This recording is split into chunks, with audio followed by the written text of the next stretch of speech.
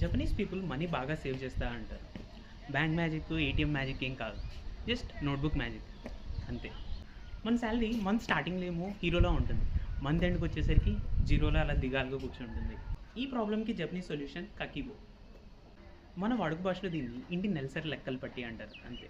ఏం లేదు, daily every expense రాసుకోవడం. టీకి 10 రూపాయలు, బిర్యానీకి 250, ఫ్రెండ్కి ఇచ్చి తిరిగి రాంది 2116 అని జస్ట్ అలా అన్నీ రాసుకోవడం. మంత్ ఎండ్ మనం చూస్తే నేను ఇంత స్పెండ్ చేశానా అనిపిస్తుంది.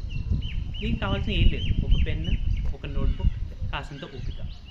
దీని ద్వారా నీ ఖర్చులే మాగవు, బట్ ఖర్చు పెట్టేటప్పుడు నిన్ను ఒక్క సెకండ్ ఆగి ఆలోచించేలా చేస్తుంది. ఆ ఒక్క second will save you the money. నెలంతా అయిపోయాక ఒక్కసారి ఆగి చూసుకుంటే ఎక్కడ ఏది తగ్గించవచ్చు, ఏది అవసరం, ఏది అనవసరం, ఏది దుబారా ఖర్చు అని మనకే తెలుస్తుంది. Awareness equal to automatic saving. Awareness అంటే ఎందుకు కాదు, జస్ట్ అవగాహన. మన ఖర్చులపై మనకున్న అవగాహన. ఈ మెథడ్ని ఒక 1 మంత్ ఫాలో చేసి చూడండి, మీ వాలెట్ మీకే థ్యాంక్స్ చెప్తుంది. ఫైనల్లీ ఫాలో చేస్తే ఫ్రీ మనీ కాదు, బట్ ఫ్రీ నాలెడ్జ్ గ్యారంటీ చూసుకుంది. అంతవరకు బాయ్.